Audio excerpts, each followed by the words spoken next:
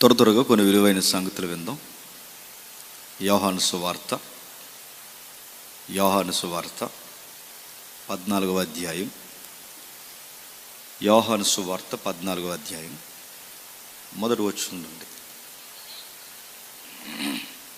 మీ హృదయాన్ని కలవరపడనీయుడి, దేవుని యందు విశ్వాసముంచుచున్నారు, నా యందును విశ్వాసముంచుడి.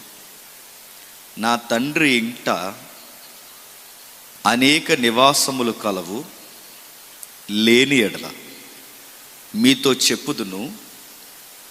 మీకు స్థలము సిద్ధపరచ వెళ్ళుచున్నాను.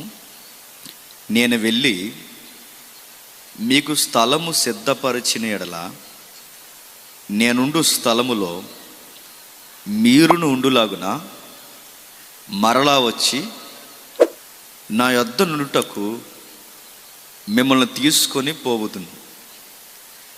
నేను వెళ్ళుతున్న స్థలమునకు మార్గము మీకు తెలియనని. అందుకు తోమ, ప్రభువా, ఎక్కడికి వెళ్ళుచున్నావో మాకు తెలియదే,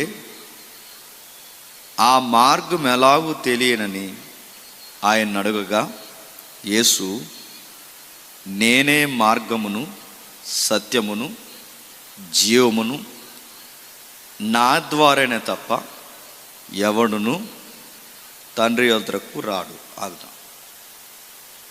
కొన్ని వాక్య భాగాలు ఎన్నిసార్లు చదువుకున్నా దేవుడు చాలాసార్లు ముఖాముఖిగా మనతో మాట్లాడతాడు.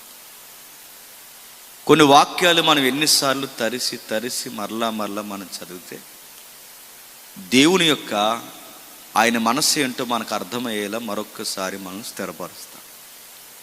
అలాంటి రాయబడిన పరిస్థితుల్లో ఇదొక పరిస్థితి. ఏం జరుగుతుంది?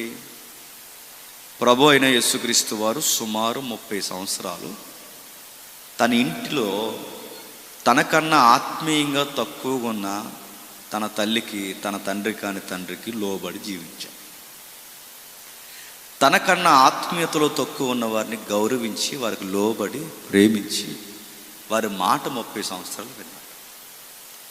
30 ఏళ్ళు వయసు నిండిన తర్వాత పూర్తిగా పరలోకమందున్న తండ్రి చిత్తము నెరవేర్చడానికి పరిచర్యకి, బహిరంగ పరిచర్యకి వచ్చేసాడు. ఆ బహిరంగ పరిచర్యకు వచ్చిన వెంటనే ఒక టీం ఫామ్ చేశాడు ఆయన. అంటే ఆయనకు ఒక సర్కిల్ ఫామ్ అయింది అనమాట. వారిని శిష్యగణాంగం అంట. ఈ శిష్యుల్ని ఎప్పుడైతే ఆయన సిద్ధపరిచాడో, ఆ చేపలు